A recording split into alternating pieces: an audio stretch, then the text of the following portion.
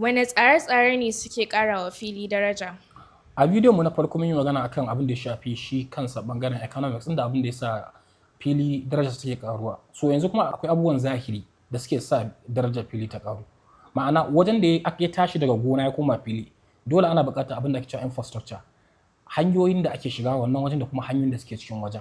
Sannan security din wajen ya yake. Sannan kusancin wajen da abubuwan more rayuwa da kuma abubuwan da al'umma suke buƙata. Asibitoci ne, makarantu ne, da hanyoyi ne wannan duk suna taimakawa fili ya ƙara daraja. Sannan kuma issue na supply da demand. Misali yau fili kana da fili guda 5,000 mutum 5,000 sun siye shi. To sanin cewar wajen nan yanzu jama'a sun zo kowa yana so adadin kuma guda 5,000 let's say an samu demand mutum 20,000 sun suna son fili. So wani wajen darajarsa already ta ƙaru.